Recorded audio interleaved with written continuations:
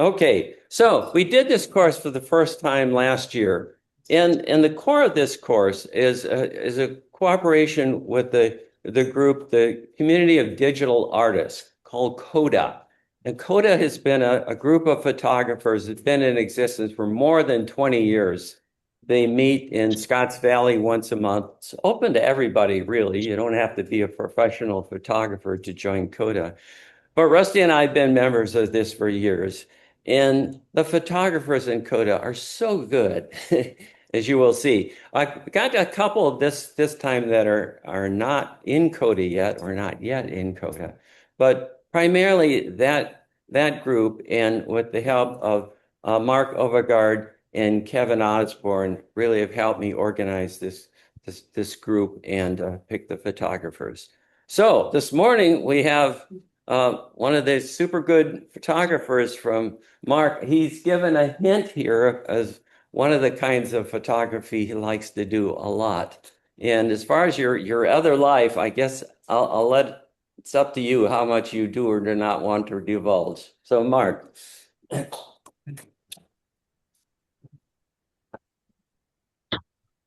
Thank you, Barry.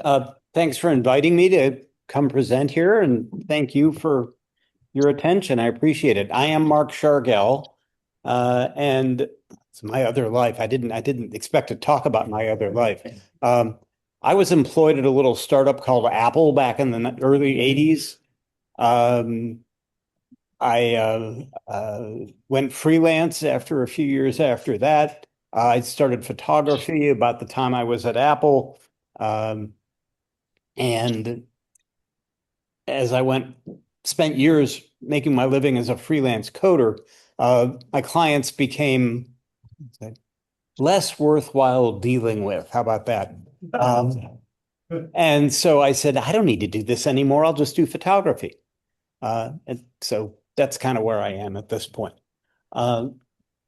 Today, I want to show you 40 odd years of photography in 40 odd photographs, but per Barry's instructions in under 40 minutes. So let me start all the way back in the early 1980s. I made a trip to Cozumel, Mexico. It's a little island off the Yucatan Peninsula with my first underwater camera and a borrowed strobe, and took this picture. It was I think the only really good picture I got on that trip. But that was enough. It was like, okay, I've got a tailwind now. Let's keep going. A couple of years later in the British Virgin Islands, I found this. This is a little shell called a flamingo tongue on a sea fan.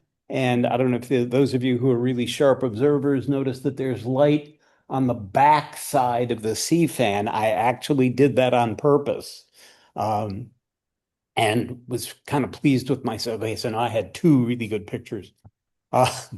I'm diving in California most of the time, however, and this is an anemone that we see in Central California quite often.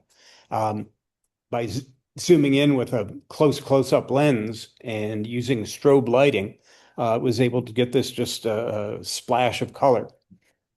Another splash of color comes from sea slugs, nudibranchs. For those of you who garden, you see the banana slug in your garden, or some other kind of slug. This is the marine relative of the slugs we have on land. There are dozens and dozens of different species, and many of them are extremely colorful, like this one. This thing is only as long as the last two knuckles of your finger. It's tiny. So far, we're looking at all close-up photography. One more close-up, and again, all the light is from the photo flash. This is a cup coral, again, also in California, and another one where I got the lighting right. By this time, you're thinking, wow, this guy's good. He gets the lighting. No. This is the first 5 photographs that you're seeing, probably out of the first 500 photographs that I shot. I went through it. This is all on film. I went through a lot. Remember film? Film, this primitive chemical substance that we used to record light on back in the day. But as you're about as old as I am, so you remember that strange stuff. What's that? Slide film. Yes, absolutely. which I then digitized, and that's how you're seeing them now. Oh, one thing I forgot to say. If you've got questions, Barry's asked me to hold the questions till I'm done talking. So if you've got a question, just hold your hand up high and I will give you a number. The number, no. The number is going to be the number of the image in the show so that when you ask a question, I'll go back to the image that prompted your question. Okay, and then we'll discuss your question. So if you've got a question, hold your hand up high and I will give you the number that we can come back to what you're thinking about when I stop here. Okay, so far it's all been extreme close-up photography with strobe lighting. Let's do something else.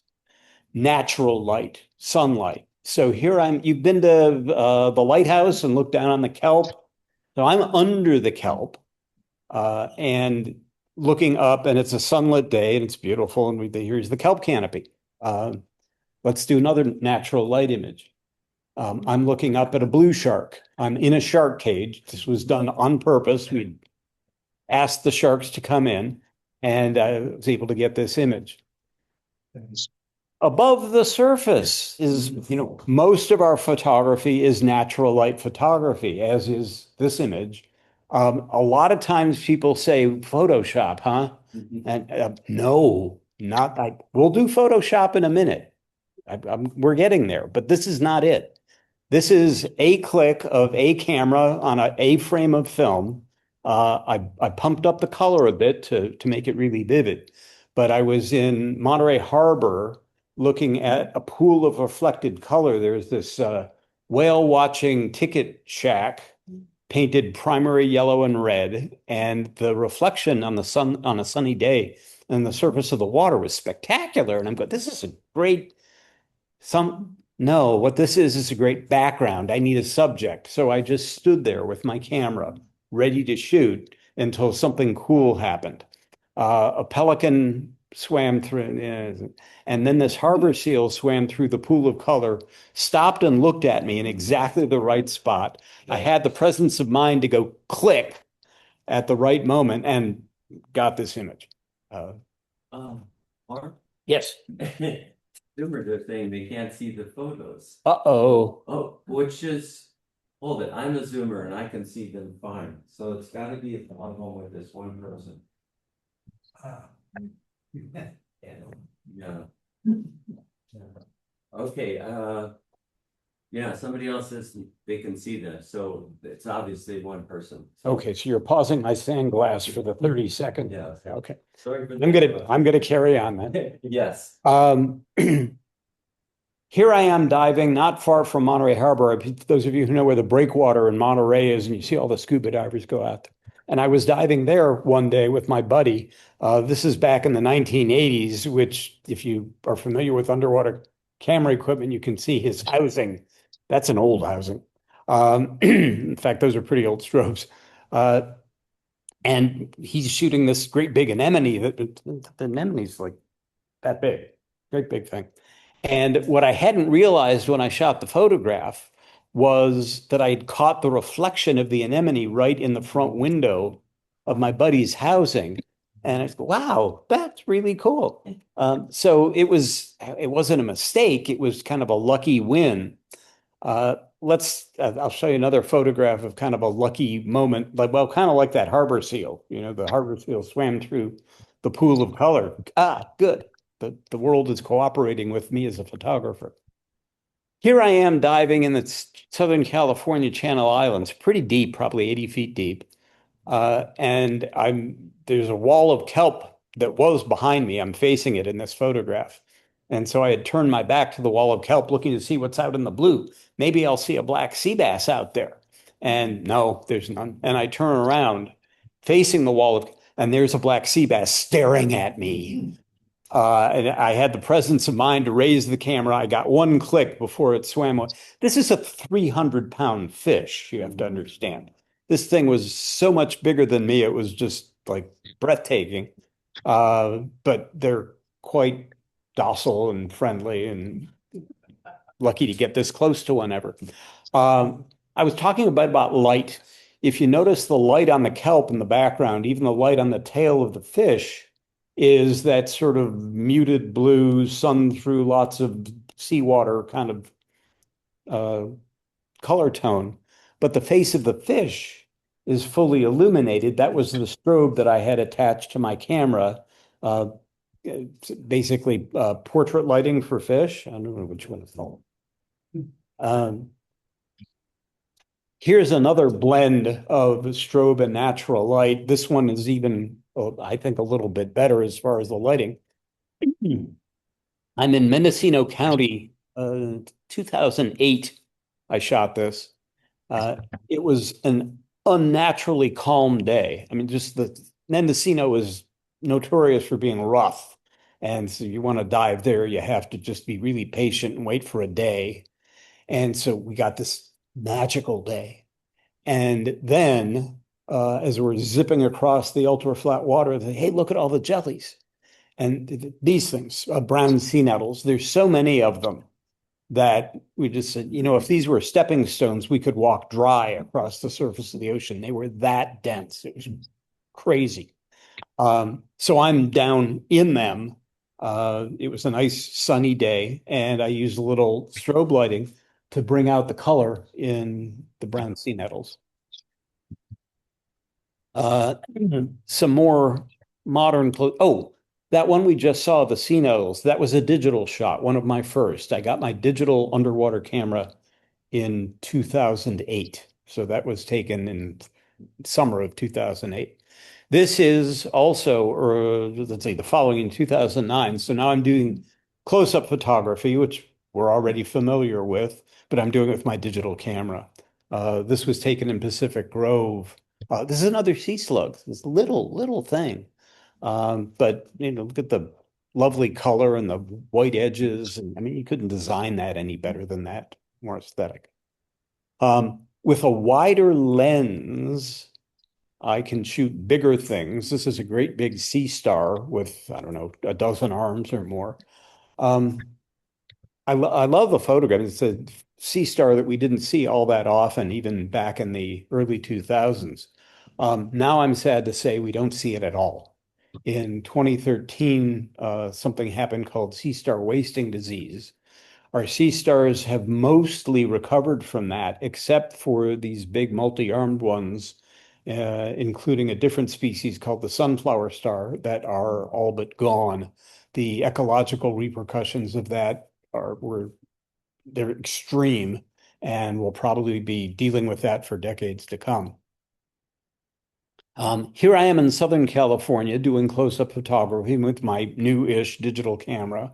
A much smaller sea star that would fit in the palm of your hand. This is called a blood star, and it's sitting on California hydrocoral, that lavender pink stuff.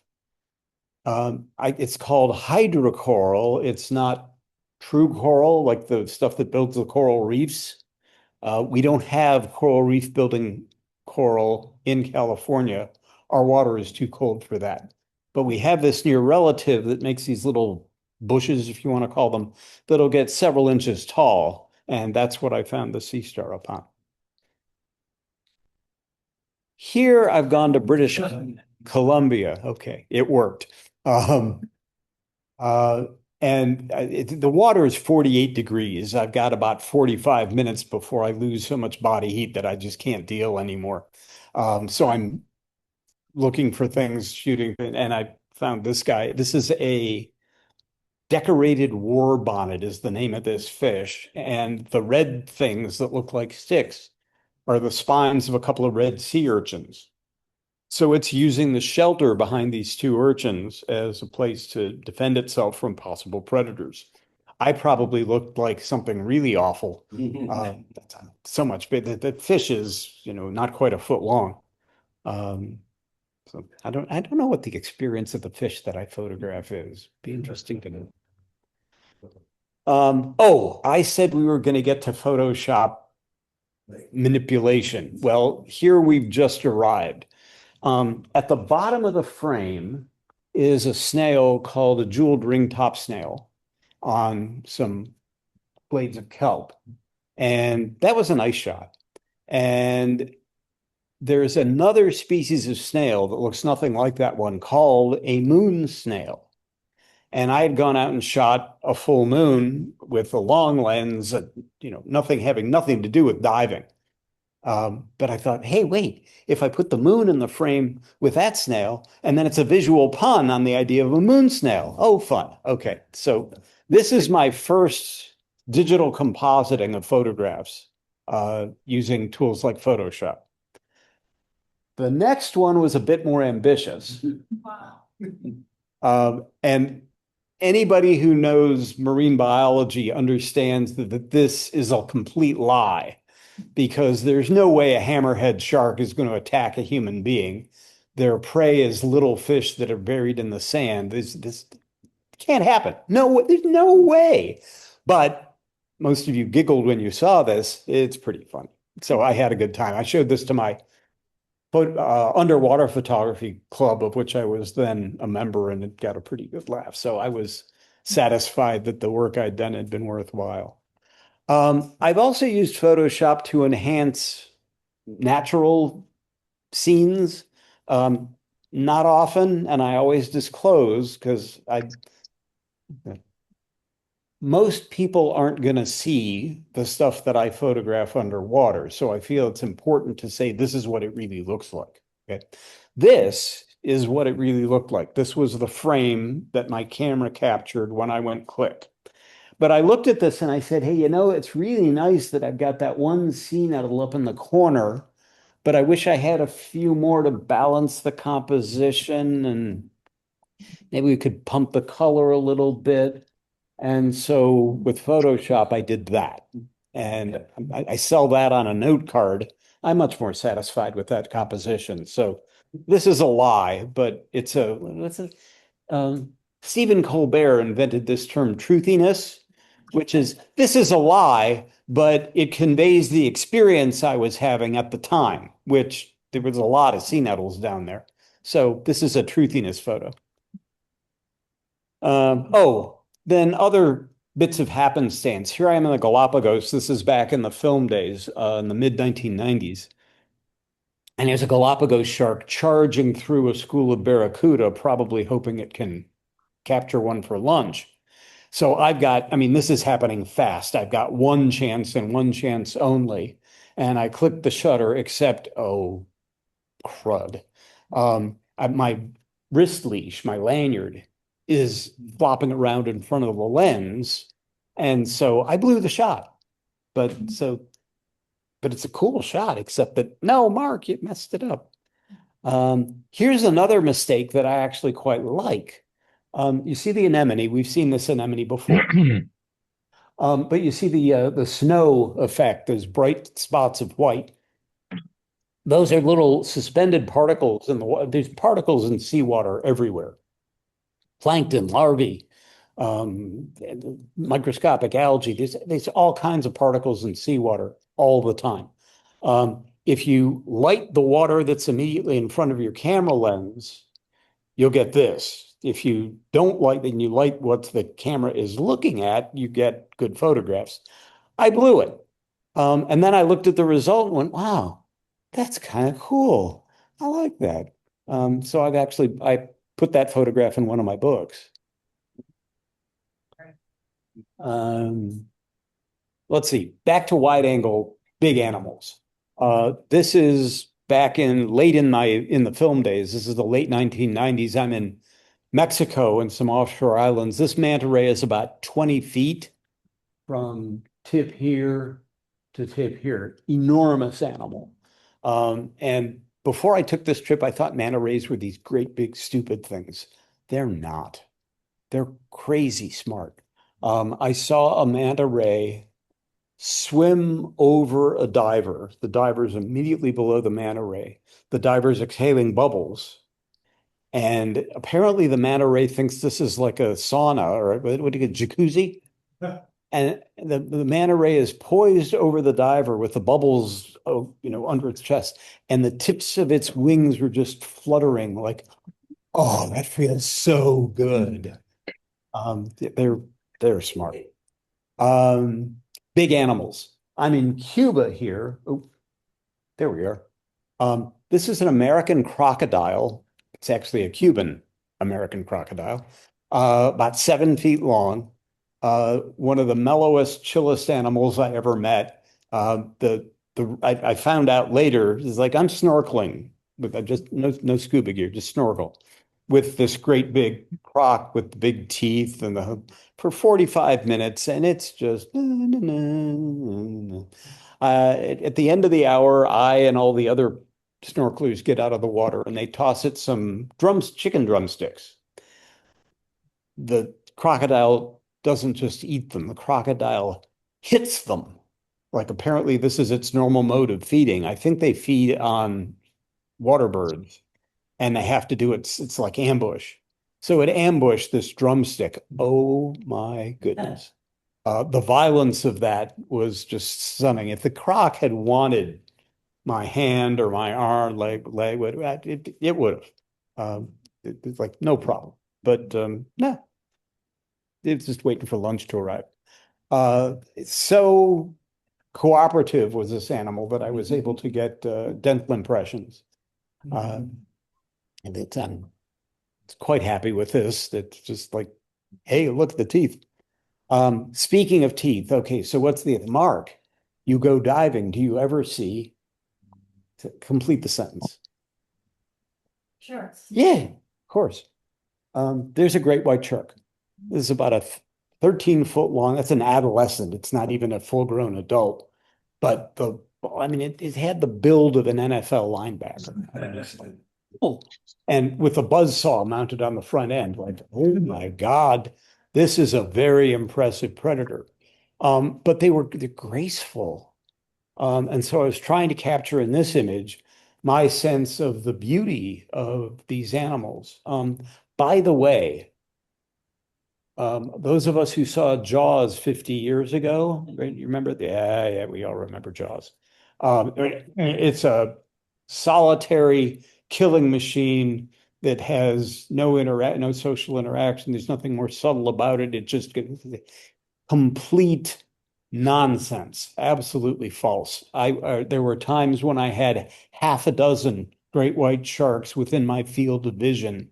They knew what they're hanging out with each other. They're very social and much more interactive than our preconceived notion. This, of course, fulfills all of our negative fantasies about what great whites are. It was actually difficult to get a shark to do that, and I was very fortunate to happen to be ready to shoot. There's my two buddies. You see, I can see that there's two guys in the shark cage with me. There are two cameras. The shark is approaching the cage, trying to. Okay, here's the secret. I'm going to tell you the secret. That right there, see that? And the line attached to it? One of the crew up on the boat above our heads has tossed a tuna head on a line and it's reeling it back, trying to get the shark as close to the cage so I can get this photograph. That's how that was done. But sure is fun, isn't it? Okay, here's something that I actually consider truly dangerous. Oh, yeah. So have you ever seen a shark when you're not in a shark cage? No, I have not. Well, not a great white. I've seen other sharks. Do I think sharks have seen me? I'm dead certain of it. I mean, as soon as you get into the water, you're in the great white shark's habitat, not your own. So I'm sure that sharks have seen me, but I've never seen them. They don't bother me. So something that I think is actually hazardous is this. This is a kind of a gelatinous organism called a siphonophore. It's a relative of jellies. That's not actually a jelly, but it's close. The yellow stuff down this line could string on for yards. So this is the head that I photographed here is kind of like the locomotive at the front of the train, and the trail can be yards long. Those little yellow bits on it hurt. They sting. And I'm the only exposed skin I've got when I'm diving in California, is because the water is cold, is my lips and my cheeks. And I've had the experience of oops, I think, woo, felt it. So this is my idea of hazardous marine life right here. And the sea nettles that we saw earlier. So I don't know if you noticed, we went back to close-up photography. I switched route on you real quick. Here we are in Carmel Bay photographing a pinto abalone. For years, I used to go up north of San Francisco and collect red abalone, which are really good to eat if you know how to prepare them. We don't do that anymore because the abalone are pretty much gone. The abalone fishery was closed in 2017, hasn't reopened, probably won't reopen for at least another. I don't expect to see abalone diving happening in my lifetime. I hope I'm wrong about that, but I don't think I am. But we still see a few. And this particular type, which is a type we didn't used to see very much, are sometimes really pretty. So hence this photograph. Back to wide angle. I was talking about jellies. Well, here's a jelly. This is the egg yolk jelly that we met earlier. Again, I've blended strobe light, the background light, making the water look turquoise, and captured. It wasn't quite this intensely red in life, but close. And this is about a 2 to 3 foot tall adult. It's a pretty big jelly. Here's a little one, only several inches, and notice that I went from a blend of sunlight and strobe light. This is not photographed at night, although it looks like it. It was a day when the water was very murky. There wasn't much sunlight. I was about 60 feet deep when I shot this, and so there was not much sunlight penetrating on a day where the water was kind of like soup. And so I ended up making a photograph where sunlight contributed really nothing to the lighting. So this is all strobe light. In a different part of the world, back to blending natural light and strobe light, I'm in Palau, which is in the South Pacific, under very, very calm water. There's a place called Jellyfish Lake, which it's basically a ring of, I think it's limestone, and it's porous, so seawater is in the middle of it, and somehow jellies got in there. There's this species of jelly that lives only in this lake. This is one of them. And how did it? Well, it's Photoshop, Mark, huh? Pretty cool. No, this is one frame of film, one click, and how'd you do that? I think Constantine knows, I can tell. Some of you already know. Okay, here's the trick to this one. I was breath hold diving. This is a jellyfish lake. You don't scuba dive, you just snorkel. So I held my breath. I got under the jelly. I start coming up, basically pointing my camera straight up. It's so calm that I'm looking at the sky behind the jelly, and that's what the shot is. No, you did that with Photoshop. No, I didn't. Oops. Oh, sorry. Here, I considered that a mistake when I made the shot. That's it's a little bubble that managed to sneak out of my snorkel and perturb the surface. But now it's my proof that no, there really was a water surface behind the jelly. I really did do that with one frame of film. I told you about that unnaturally calm day in Mendocino County with all the sea nettles. And I'm looking at it going, hey, wait a minute, maybe I could do that shot again with a California brown sea nettle, and I did. So I was kind of stoked that not only could I do it, I could do it twice. But being able to do it in California was super rare. Combining strobe light and sunlight. This is perhaps my most successful attempt at doing that.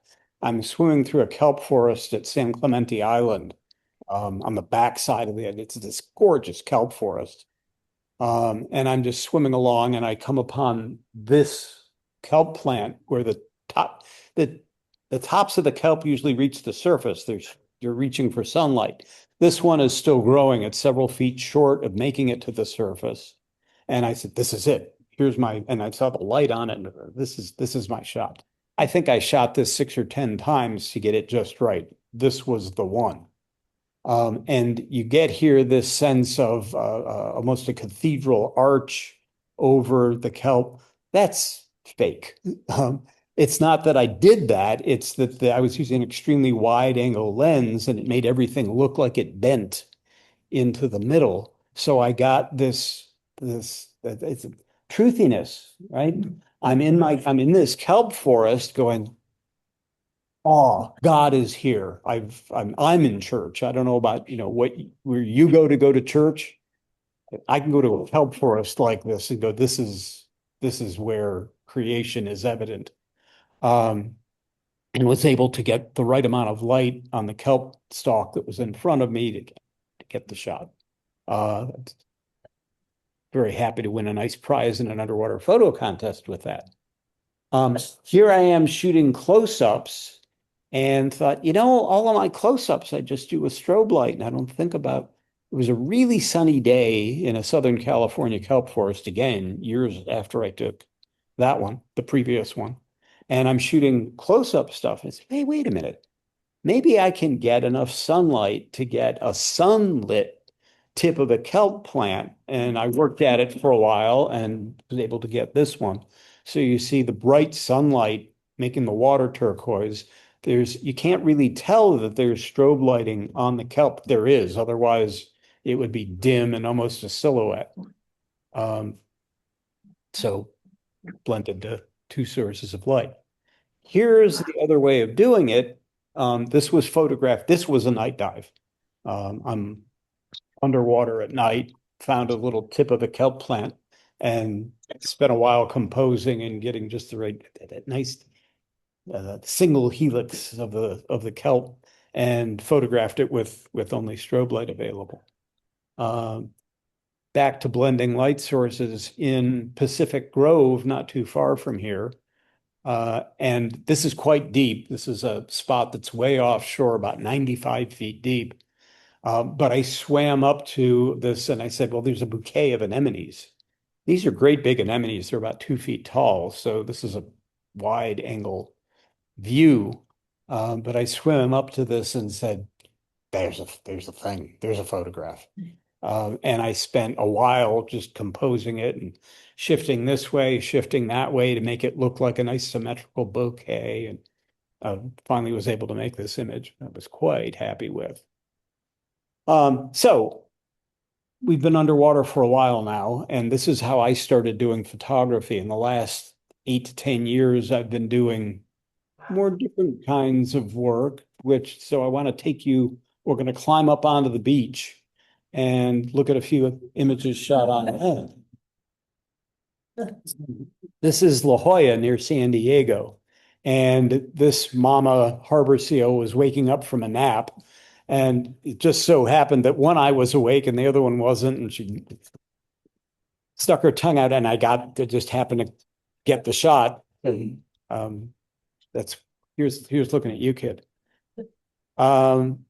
I've spent some time in national parks in the last few years. And this is, of course, Grand Canyon National Park. This is a very famous spot to photograph the canyon. The first guy that climbed this is a 600-foot ascent up a difficult trail. And I was really lucky that I had a modern single lens reflex camera that I just had perched on my chest. And I'm walking, and the first guy that did it with a box camera and a tripod and probably weighed 50 pounds. And he hiked the same trail. Wow, man. There were wildfires a few miles away, and if you can tell, but it's smoky this day.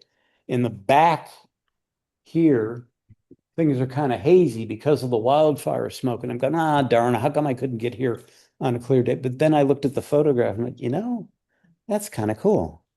So I'm going back in about 6 months, and I'm hoping to climb this same trail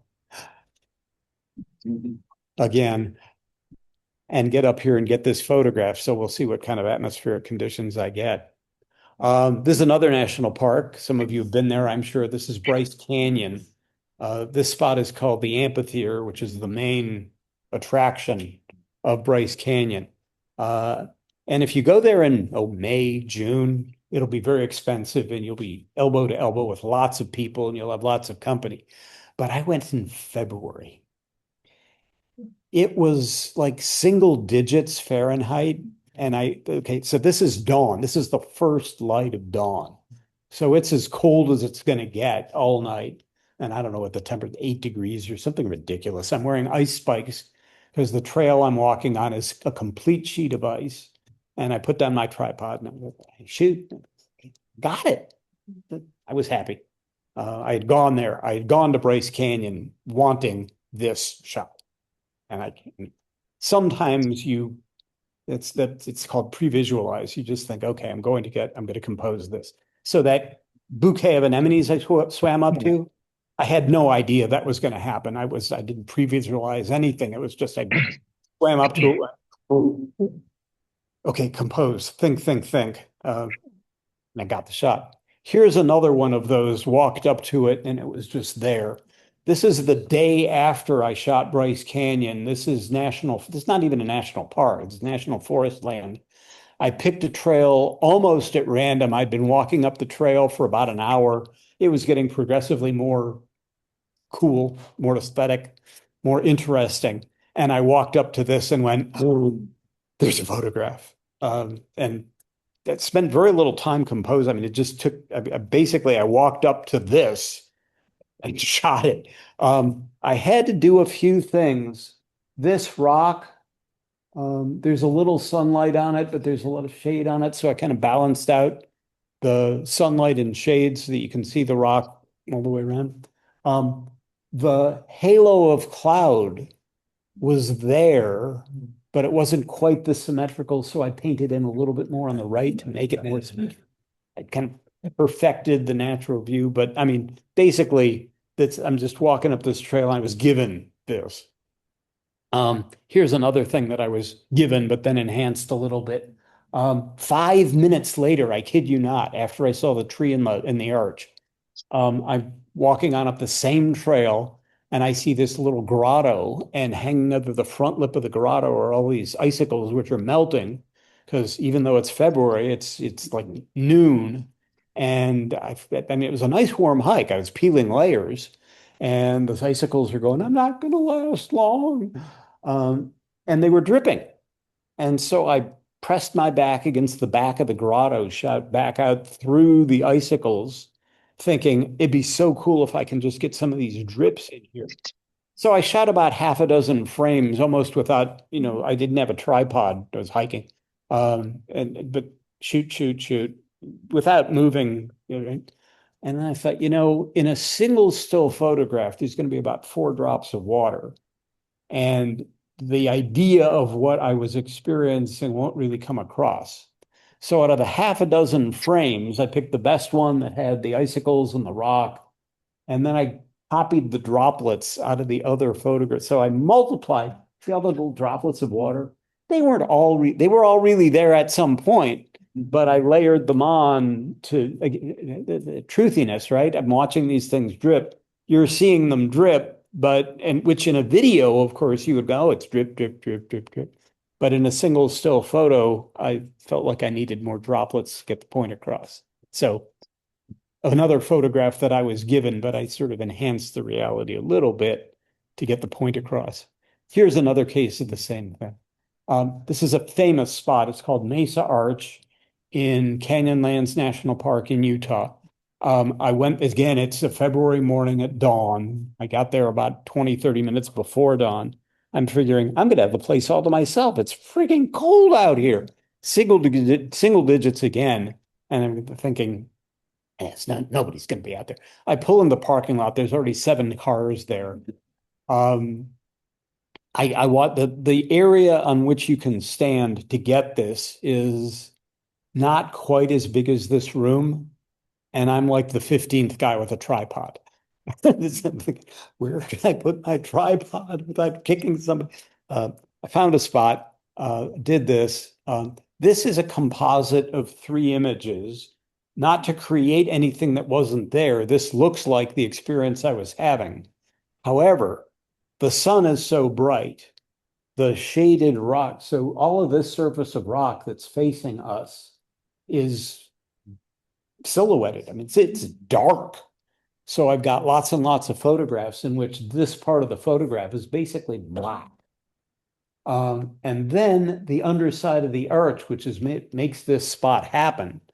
Just the first rays of sunlight hit the underside of that, light it up and make it glow.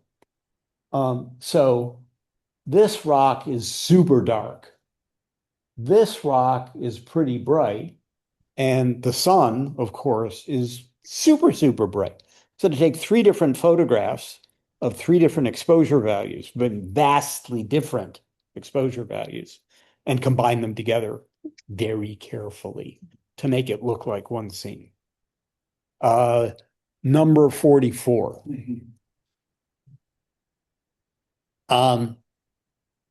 This is essentially one click. So the other one was, the previous shot was 3 clicks, so same tripod mount. This is 1 click. I was hand holding my camera.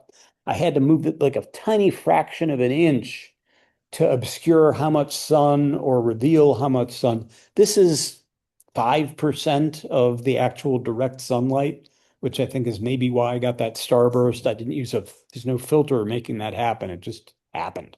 Felt very fortunate. What I did do was brighten up the side of this is delicate arch, by the way. You've probably seen this before. So I had to brighten up the arch itself to make the exposure work out, but 1 click, carefully organized. This arch is, if you see a Utah license plate, it's probably got this arch on it. Earlier this year, I'm skiing up in Tahoe on my way to ski at Palisades, driving along the Truckee River from Tahoe City up to Palisades. Probably know the spot. And I've got the camera in the car because it had just snowed. I'm thinking, oh, I'll see something pretty. And it's like, but I'm on my way to go ski. And I said, no, pull out, shoot this. You must do this. So this is the fresh snow reflected in the Truckee River. About half an hour later, you can see it's sunny, blue sky. Half an hour later, things were melting. But I got there, the right time, right place. Here's another right time, right place. I continued on to Mammoth Lakes and Mammoth Mountain, but you pass Mono Lake on the way to Mammoth. If you don't know Mono Lake, look it up. I would urge you to go there. It's pretty amazing. This rock formation in the middle of the shot is called tufa. It's mineral deposits that happened underwater when the lake level was much higher than it is now. The city of Los Angeles came and stole the water that feeds Mono Lake, and Mono Lake's level has dropped by, I don't know if that's 20 feet, something ridiculous. I first went there in 1989. This was shot last March, I believe, so less than a year ago. And in 1990, I think it was 92, there's a regulatory order that told the city of Los Angeles, reduce your take of water. We've got to restore water, the lake level to such a level. It's right where it was in 1989 when I went there, and it hasn't changed. The city of Los Angeles is going to go away. You bother me. I don't care about your regulatory orders. It's hundreds of thousands of waterbirds use this as a migrational stop. So it's a real environmental gem, and it's being destroyed for convenience. A few minutes later, I just walked a few yards, got this shot. I love the reflection. Half an hour later, the wind came up. The reflection was totally gone. You couldn't make this photograph at all. I should have gotten there earlier and made more of these, but I got what I could get. Not far from Mono Lake is a place called Bodie Historical Park. It's a long ride down a very rough but short dirt road. So it takes a while to get there because you can't go very fast. And Bodie is famous. I could show you pictures of Bodie for a while, but I'm just going to show you this one. And in order to show you that this looks reasonably natural, like, oh, it's dark, it's almost sunset, you must have added some light to the shot. Okay, cool. It took a whole lot of thought and effort to get this because, yeah, there's almost no natural light left. All the light, I mean, it's in the background, but that's it. All of the light on the car is artificial light. It's not even strobe. Um, I set my camera on a tripod, didn't touch it, triggered it with a 30-second open shutter. So I've got half a minute to do stuff. What did I do? I took my flashlight. I walked over to the side of the car and shined my flashlight on the car to light this side of the car. Then I did another exposure, cameras in exactly the same spot. Did the same thing over on this side. Then I did another one, held my flashlight into there's nothing in the headlight. There's no electricity here. There's no light bulb. It's not, but I made it look like there was. Then I did it again over here. Then I spent a while erasing the traces of myself with my flashlight out of there. And so this is, I think, 4 photographs, fakery. But again, so pre-visualizing, this was an image that I had seen something kind of like it. The other photographers I thought was better, but I was able to make this, and this is kind of what I had had in mind to do. One of the things I said, I'm going to go to Bodie, I'm going to get that car. I found the car, made the shot. Let me explain what got me to pick my head up out of the ocean and do land-based photography in the first place. And that started with the total solar eclipse of 2017. My wife had chased an eclipse on very cloudy days back in the early 90s to total frustration. When we found that this one was going to happen, she said, "We're going." I said, "Yes." And I'm taking my camera. Okay. So here's what the eclipse did as the moon moved in front of the sun and took a bite out of the sun. These are, probably 5 minutes apart, each phase of the eclipse. When we reach totality, which is when the moon is exactly in, it's a great cosmic coincidence, much to our benefit, that the enormous sun at a huge distance is the exact same apparent size as the tiny little moon that is much closer to us. And so when the moon goes in front of the sun, all that you can see is the corona, the glow, the edge of the sun. So here, these are solar flares. I mean, I was just mind blown that I was able to capture that. At a much brighter exposure, but letting a lot more light into the camera, the same thing looked like that. Okay. If you haven't been to a solar eclipse, the next 55 seconds is kind of cool because here is 8 times speed video of what I experienced photographing the eclipse. You see, I'm putting on a jacket. As the sun disappears behind the moon, it gets cold.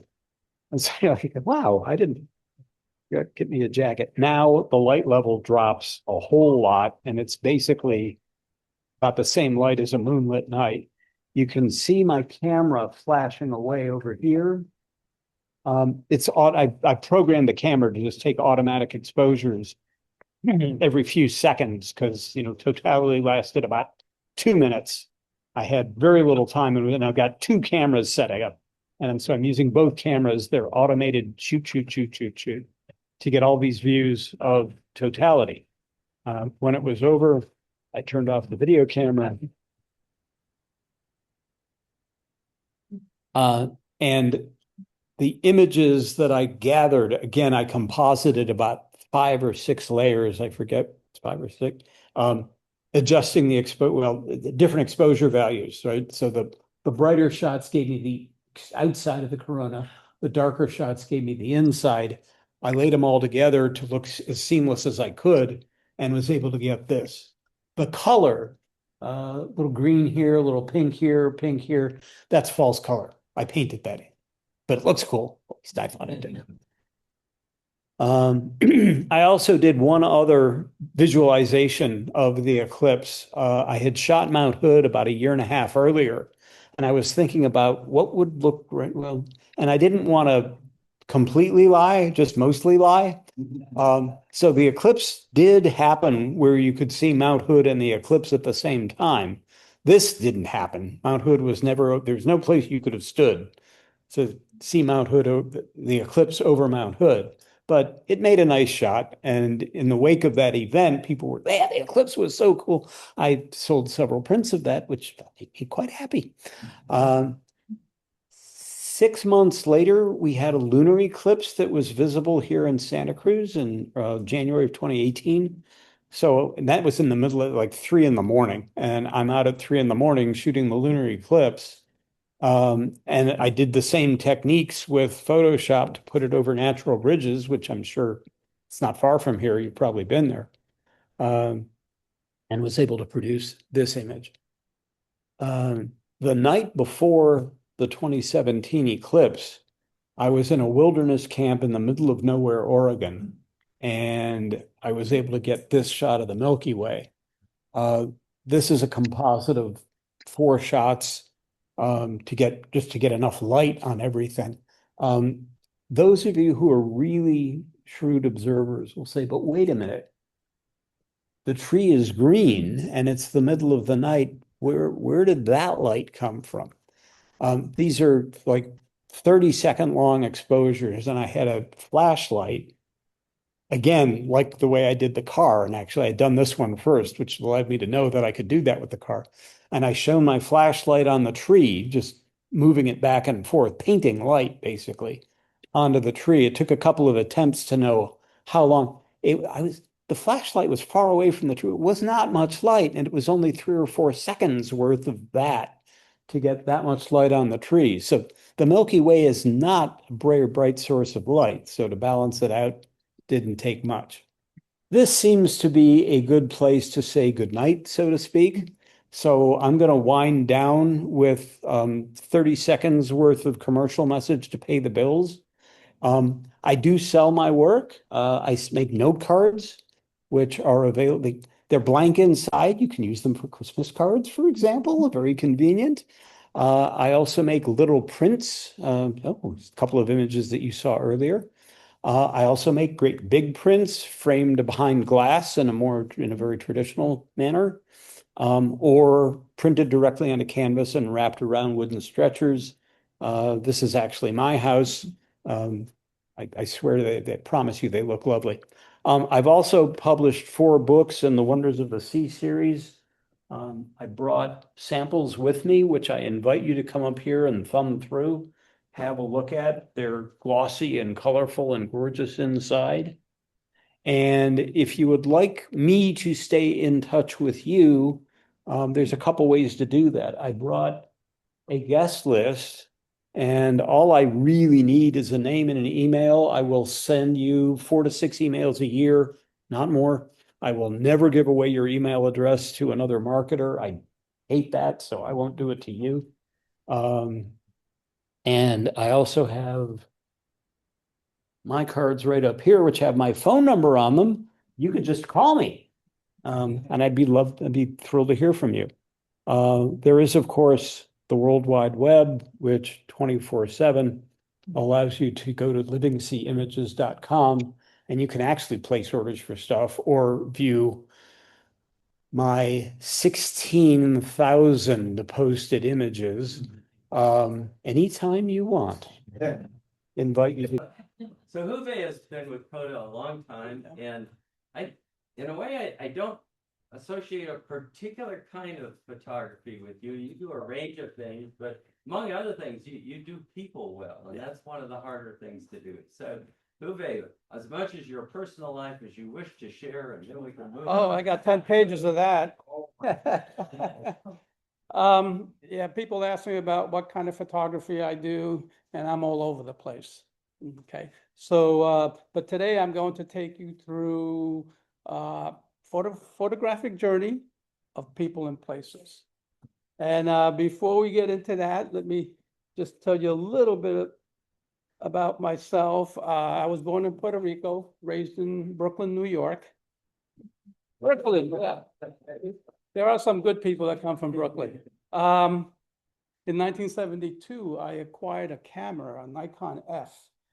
I had no idea how to use it, and I needed to take one more class to get my BA in the art department. So I took a photography class, and that was it. I was hooked from that point on. Right after that, I moved to Southern California, I became a school teacher and got married, had 2 kids, got divorced, came up to Santa Cruz, and someone told me to go see, I wanted to be a professional photographer. I had done a couple of weddings, and someone said, well, you have to see this famous photographer here in Santa Cruz. Some of you may have known, if you were here back then, Trini Contreras. Okay, so I went to see Trini and I said, I want to be a professional photographer, and you're the man I was told to see. And he said, and he found out a little bit my background, and that I was supporting 2 kids in Southern California, and that I had left teaching at that time because I wanted to be a professional photographer. And he looked at me and he said, well, you should go back to teaching. You want to, so you can make a living and you can work with me part-time to learn the craft. And that's what I did from 79 to the late 80s, early 90s. I learned the craft of portrait photography, wedding photography, some commercial work. He had 2 black and white dark rooms. He had a color dark room. He had an indoor studio and an outdoor studio. And then he was really instrumental in helping me start a photography program at Watsonville High School. Just before that, though, I went to the high school to start a vocational bilingual computer program for migrant students. It was one of the first in the country. I did that, and some of my students said, well, Mr. Rivas, you also do professional photography. We don't have a photography program here at the high school. So I got a grant and started that, and I did that till about 2002. In 2002, I had to give it up in order to be the director of the Watsonville High School Video Academy. It was an at-risk program to get kids to come to school every day, because we dangled computers and video, keep them in school, graduate, hopefully some post-secondary education, and either technical school, junior college, or a 4-year school. Very successful. I retired 2010. It's still going on now. Okay, so with that, being an assistant to Trini, if you remember, in the 60s, 70s, there was a Miss California pageant was filmed here at the Santa Cruz Civic. This is a picture of Deborah Sue Moffitt. She was Miss Anaheim that year. This was 82. And she later she won that evening, the Miss California pageant. And then the following year, she became Miss America.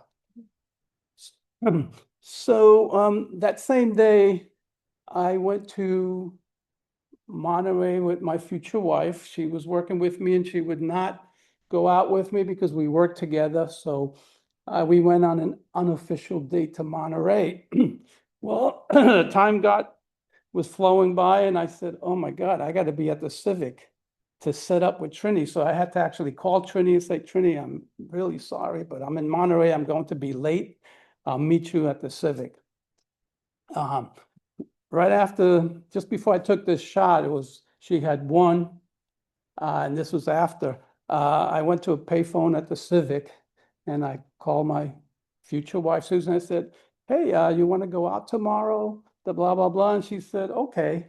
And that really must have scored a lot of brownie points because she was very impressed that I did that. So Trini was supposed to, 2 years later, we got married. Trini was supposed to do portrait photography down in Southern California, and he couldn't make it. And we were not very happy with the portrait. So a year later, after we got married, I was able to talk Susan into, hey, can you put on your wedding dress? We don't have because I was trained as a formal portrait photographer. I said, I need a formal portrait. So she put on her dress a year later. This is done in Trini's outdoor studio. And these images that you see now are from our wall at home. Susan and I have 2 kids. This is the ballerina and the basketball player. Raquel will be 37 next month. Jason is 35 2 weeks ago. Also then, we converted the garage into well, Trini helped me. We made a dark room and a studio out of it. These shots were all done in our garage in the studio. I was always interested in a little bit photography, but also something a little bit different. So this is done with special film where I took out all the gray tones and I went ahead and just left the highlights and the shadow area. That's Jason when he was, I don't know, 7, 8 months old crawling. This is my oldest daughter. This is shot in 1990. She'll be 51 next month. During that time, I was a member, very active in the Professional Photographers of Monterey Bay area. And if you were here last year, Serafina was one of your presenters. She was in that also. Sometimes when you do portraits, it really helps if you're comfortable and the people you're photographing are comfortable. This was easy because this is my nephew about 10 years ago with his new bride in Capaldo Village. This young man, I was taking a class at Cabrillo 2 years ago on Photoshop, which I hardly use, but I took the class and they said, well, you need to do some portraits. So this is my neighbor's son. I took a lot of pictures in the front yard. It was easy because he was so outgoing. He had a swing with this red curtain around it, and this in front of his house. And I just told him to sit in there, and he gave me this beautiful image. I love taking pictures of friends, performers. This is my friend Dan Phillips. This is at Moe's Alley.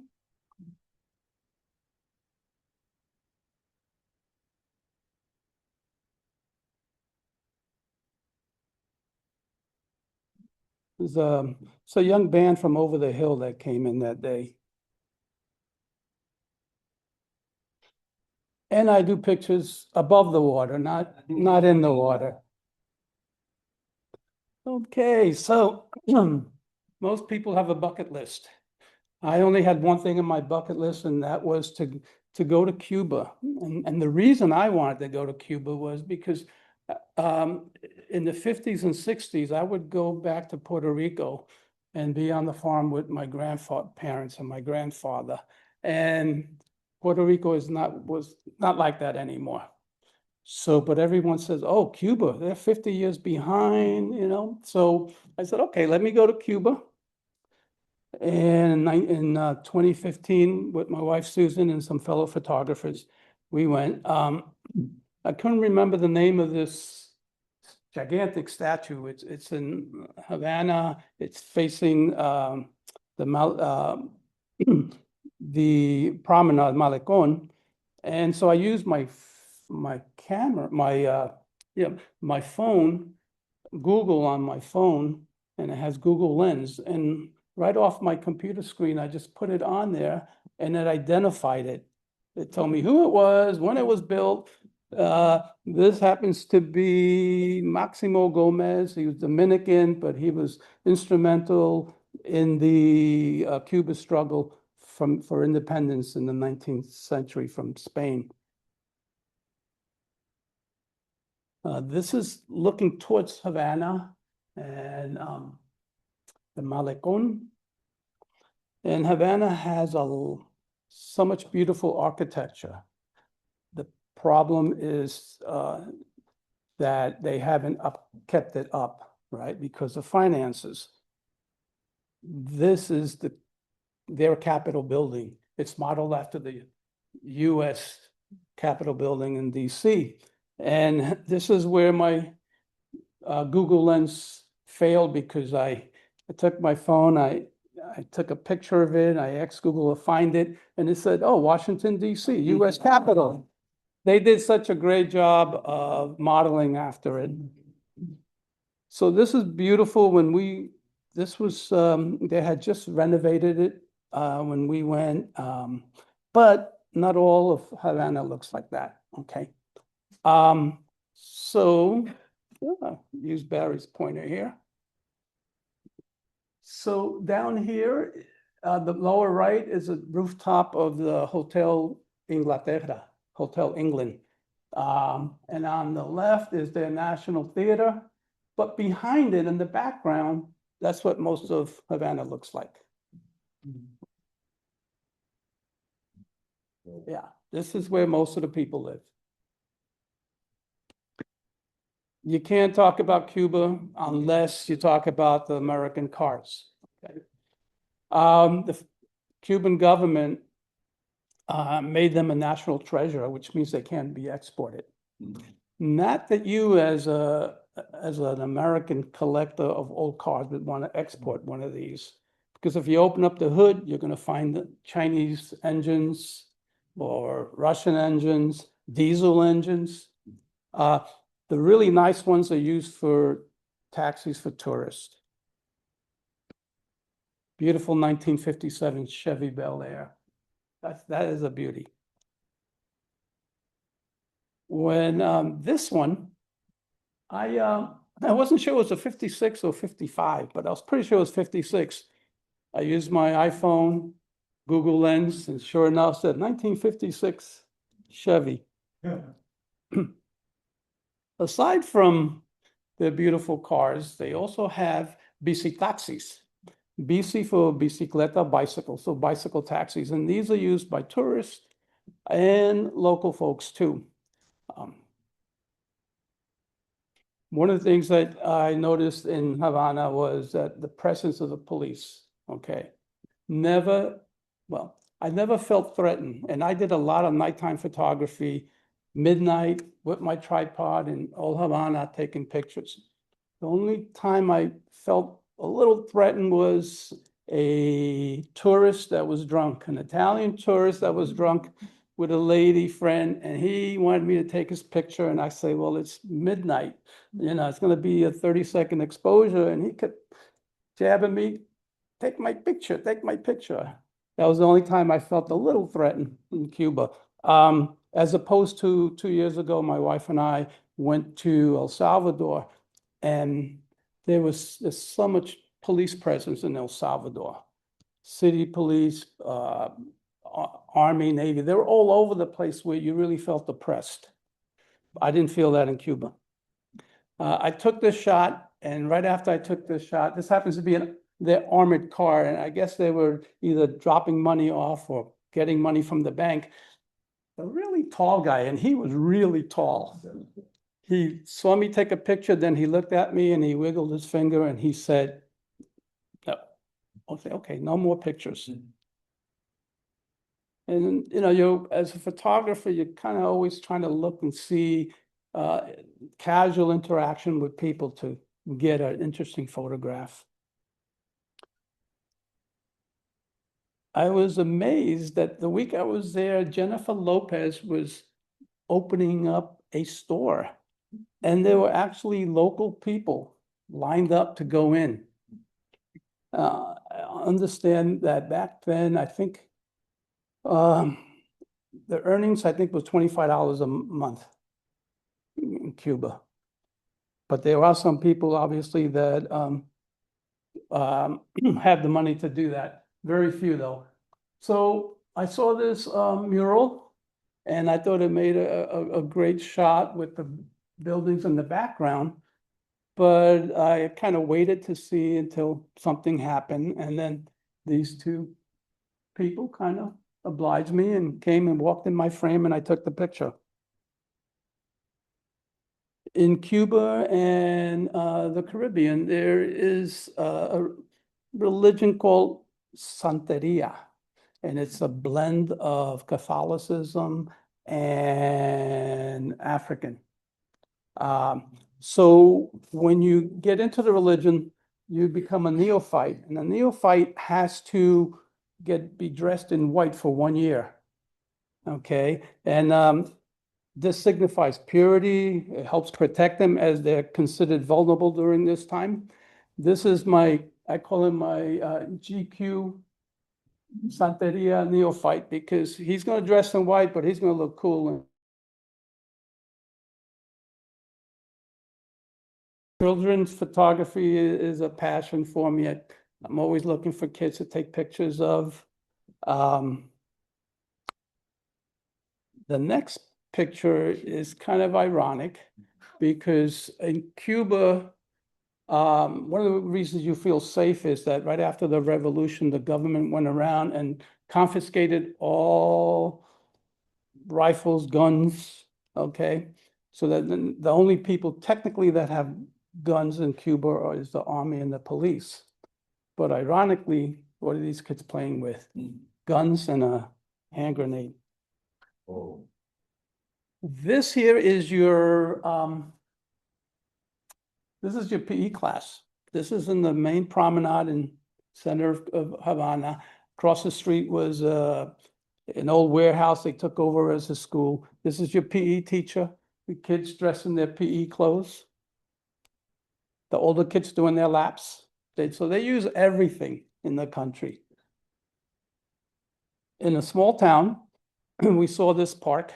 So here you have the coach hitting some balls to young baseball players. But in the background, back there, you'll see, it looks like a yoga, or not yoga, but judo class.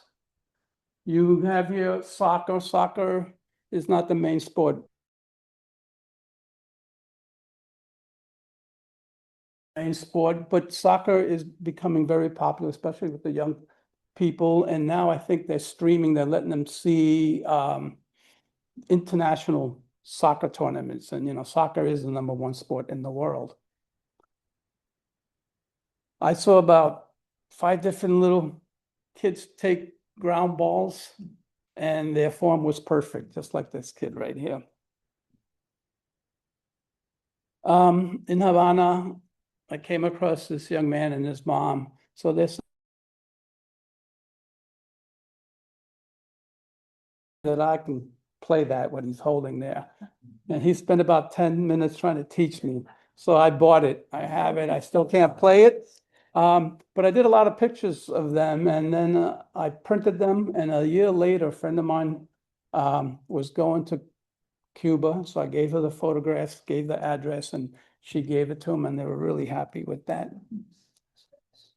Well, the other part of Cuba that if you talk about Cuba, you definitely it's beautiful, and they're so energetic about it. You see it in the streets, in the restaurants, hotels. And one of my favorite images from that trip is I call it Afro-Cuban dancers. And you can just see it in their faces. And this is the way everybody's playing music. They just love the music. It's part of their culture. It's in their DNA. So to get a picture like this, I mean, this is a great picture. So how many pictures did you actually take? And I did took you were kind of 3. set up to do this? You're walking, they're playing in the street, and there's a little for tips right there. Mhm. So they're playing, and I walked by, and I took 3 pictures. And actually, one of my friend, Ron Sanders, bought this picture. And then another friend, Murray, wanted to buy it, but he said, but I don't want the same picture that Ron has, because they're very close friends. When I go to his house, I don't want to see my picture on his wall. So I gave him a little different image. But sometimes you got to take a ton. So to me, this is the best one because besides all the expressions, just the movement, her dress, the other photo. Hope Murray's not on Zoom listening to this, but the dress flow doesn't look as good composition wise. Did you ask permission? I gave him a tip. That was it. Yeah. So in Cuba, it's a tip. Back then, they had 2 monetary systems. one for the Cubans and one for the tourists. And it was called a convertible Cuban peso. So it's equivalent to $1. So depending, most of the time I would give $1 or more. We were able to go to two private music schools. And then this is one ballet practicing. And I'm not sure what she was looking at, but then after a little while, even he got interested and said, "What are you looking at?" The second school that we went to, we got treated to a concert. And again, you look at the faces and expressions as they're playing their music. They're so into it, they're so happy, and they love sharing it. And then everything you see there has the Cuban flag, you know. Even I even saw, we hired this taxi one day, and on the back of his car, he had a logo on the back. It was the Apple logo, but the Cuban flag in it instead of just the apple.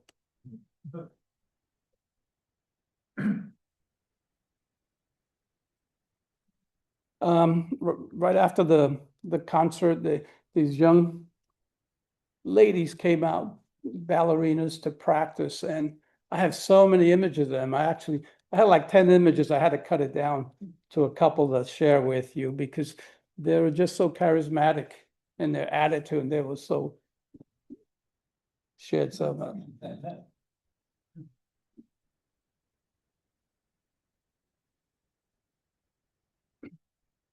Okay, now we come to the Club Tropicana Club. So this club was a cabaret club before the revolution.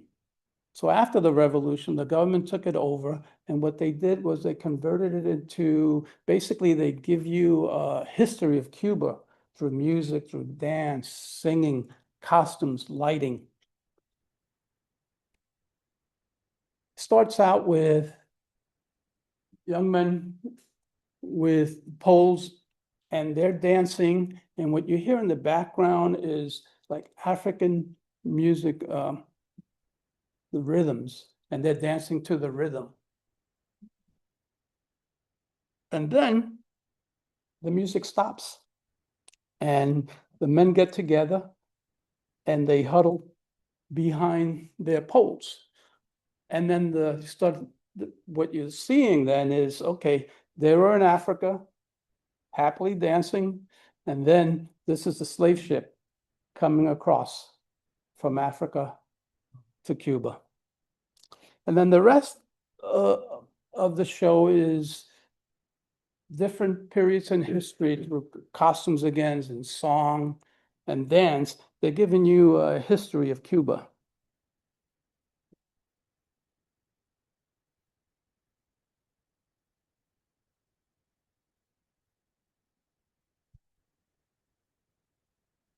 This is it's an outdoor cabaret club.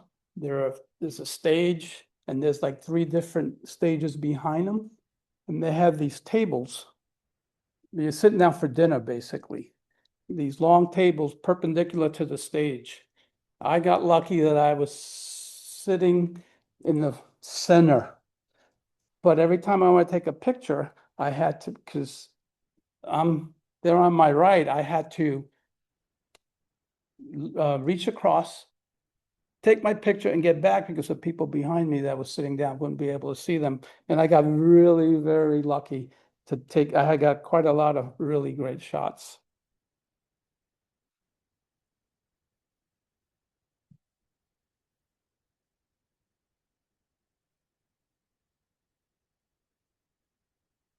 It goes through different time periods, through the costumes, you see that. And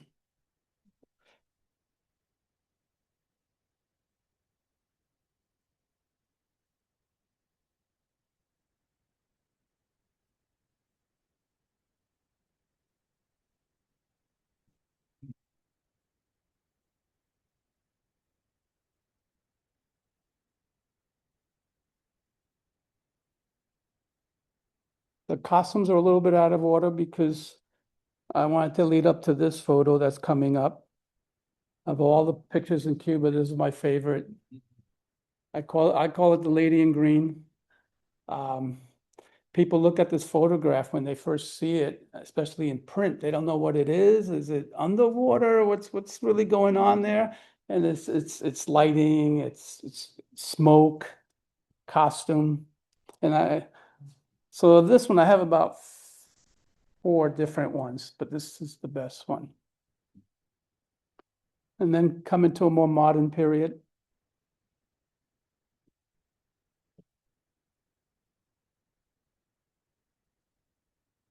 And there you can see person's head in the lower right-hand side there. And the next one. So Cuba is not mechanized at all. This is brown rice being dried. They don't have processing plants. So they dry the rice on the road. To the left out of the frame is about another half a dozen men and women and their workers. Everybody in Cuba has a job. So every 10 minutes, one of them takes a rake and walks through to turn it over. This is not enough to feed the population. Most of their rice comes from Vietnam. This is an interesting shot here. So this is it's a laptop. But if you notice here, the hinges, the screen is missing. So they got a CRT, cathode ray tube monitor, and somehow they hooked it up, and that was the monitor. This is your local shoe repairman. He was in our building. We were on the 5th floor, so he's in the hallway there. This is in Havana. This local shoe repairman is in Trinidad. He's outside on his front steps fixing neighbors' shoes. Sometimes when you take a photograph of a person, it's not so much about the person, but what's behind them that makes the image.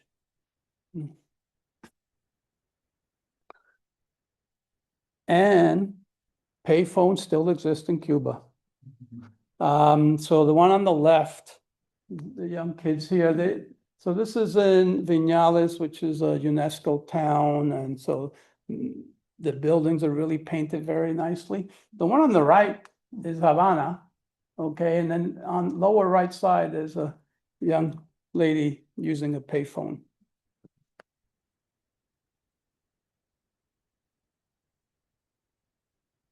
In 2015, Wi-Fi was not available. So if you want to use Wi-Fi, if you looked, even during the day, there'd be a few people standing out in front of like the telephone company outside on the sidewalk, and they'd be using the Wi-Fi that could do that. This was across the street from our hotel, and all the hotels had Wi-Fi, so you can stand in front of the hotel across the street and use free Wi-Fi. That was allowed. So all the kids sitting down, so they got some kind of phone, and this person here. But what's interesting is this guy, he doesn't have a phone, he has his actual laptop. And he's holding it up and using the hotel's Wi-Fi to do whatever he's searching for. We went back in 2020, Susan and I, and the difference was that more people had cell phones and there was Wi-Fi in streets. You had to pay a lot. So this is looks like a young professional checking her phone, but she's going to get into a BC taxi. So, you know, even the locals use those little bicycle taxis. And now we take you to Vinales. So the tour bus takes you. When you land there, they get out. There's all these people because they're like Airbnbs that you set up beforehand. So they're there with your name, right? Or in this case here, these people, if you didn't have one, these people here have some kind of business cards and they try and say, hey, come with us, come with us. And the reason I went to Vinales is because of this picture right here. So this is the tobacco region. Every place you see there, all these little red areas, those are little co-ops, okay? If this was in the US, that whole valley would just be perfect rows of tobacco fields, all mechanized, but not in Cuba. I went there 3 times to get this shot. First 2 times there were no clouds and it was just a pretty shot. So the house I was staying at, the 2 brothers, these are my weathermen. So they said to me, hoy parece un día muy bueno. He said today, they basically told me, today's a good day for your clouds. You want clouds? And sure enough, I did get the picture I wanted. So that view is so beautiful. It's one of the most beautiful views I've seen in my life. And Fidel Castro felt the same way. So what he did was he put a hotel there so nobody would build there. Not that most Cubans can stay at the hotel, okay? But there's a balcony there, and that's where I took the picture. That's I was on my lunch break, so they had some fresh food for me, and I had a bucanero. Bucanero is one of their beers. And that's my tripod with my backpack, camera bag, and my rain jacket on top so it wouldn't get too hot. Oops, wait, come back. There we go. What you saw in the valley, those are moget. They're limestone structures, and you'll see them in Vietnam. I forgot the name of the harbor, but there's a harbor in Vietnam where you see them too. But so that's growing tobacco, and that's they cut them and then they hang them up to dry in the barns. And this is kind of what I remember Puerto Rico to be like when I was a kid in the 50s and 60s. This image here, I would go and help not help my grandfather, but I tag along when I go for the summers. He'd be plowing the fields in the 60s with oxen, and I'd be tagging along. So here's the tobacco, and it looks like he's harvesting it. He's got it cut, he's got it on these sticks. And then what they do is they bring it into the barns. The guy on the left reminds me of my uncles, because this is the way it was in the 50s and 60s in Puerto Rico. They'd show up to work on my grandfather's farm. There's an interesting character. He was my weatherman, if you noticed him before. He loves his cigars. And his nephew took me out to the area where they showed me it's a commercial area for tourists where they showed you how to make the cigars and stuff. He said, you don't need that. He said, so he gave me in 2 minutes, he said, he gave me a whole way of how to do it. You take the leaf, you take out the vein because it's harsh and it doesn't burn right. You roll it up, you got your cigar, you light it up, and you're ready to go. He even joked, he says he can do that walking. He didn't demonstrate that though. This is the family I was staying with. So the weatherman's there with the brown pants. The wife, the husband, and the son. He was my guide through the valley. What was interesting that I saw the 2 gentlemen there, the older him and the father and uncle, and I thought they were really old. At the time, I was 65. It's 10 years ago. And then I found out they were 10 years younger than me. I couldn't believe it. It's the lifestyle that they go through and how quickly you age.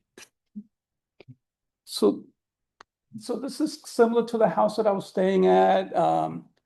It's called a casa particular. It's like an Airbnb.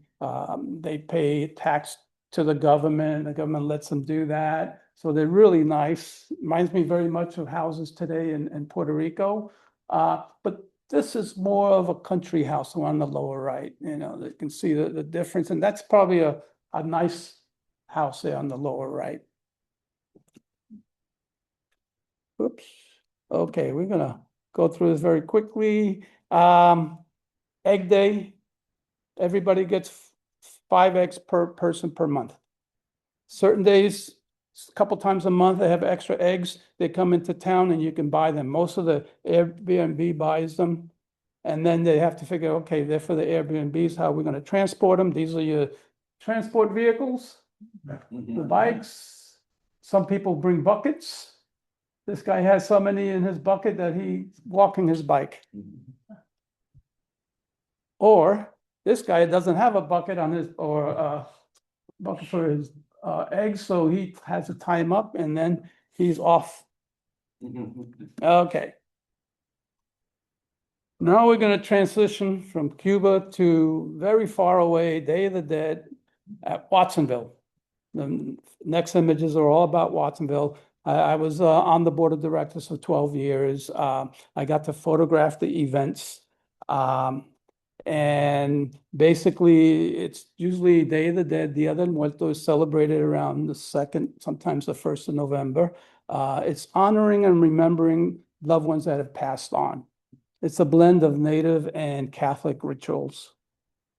So I'm gonna kind of go through these quickly. These so basically for 7 years, we put a program, a Day of the Dead program these are all done at the plaza in Watsonville.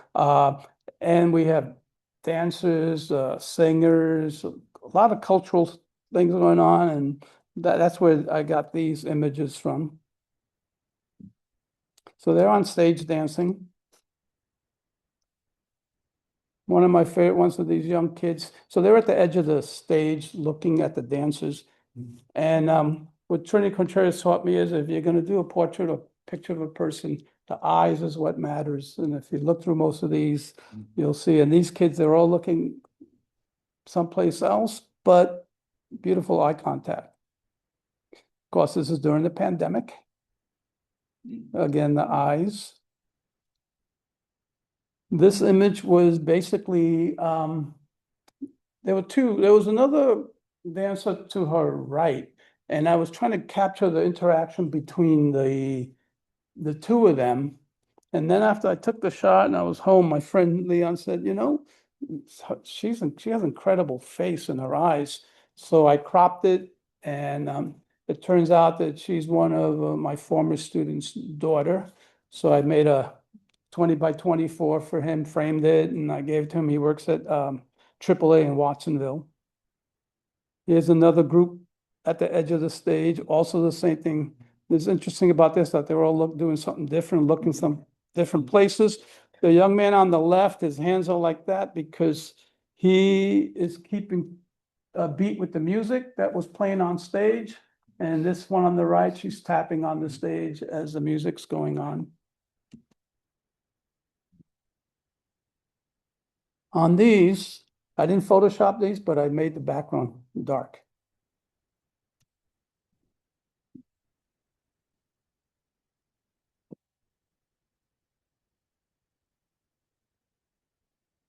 This is just before these kids went on stage. They were really excited. Same girl, 3 different shots. Just put them together, tell a little story. Again, same girl, and the 3 shots. The ones on the right was before she went on stage, and on the left, she's actually dancing on stage.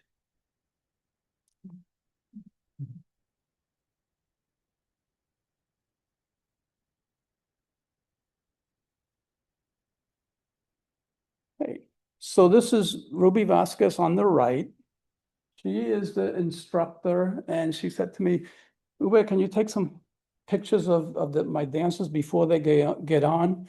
I said, sure. So I took this picture, and then I took some other pictures as I walked around. There were other dancers.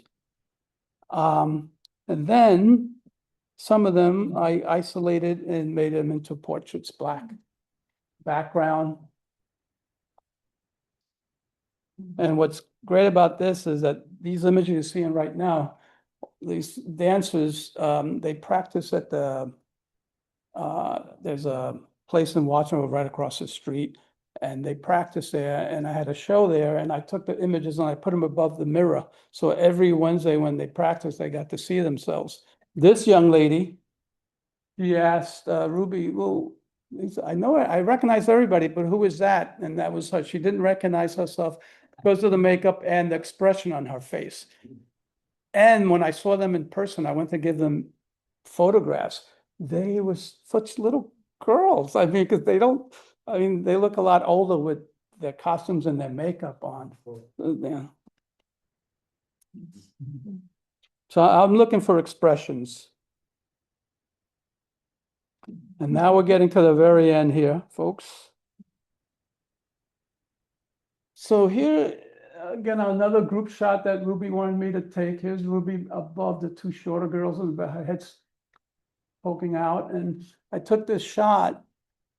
And when I took the shot, I noticed that the kids in the dancers in the center, they were giving me such great eye contact that when I went in and I gave Ruby this picture, and then I made, from the girls in the center, the dancers in the center, I made this picture.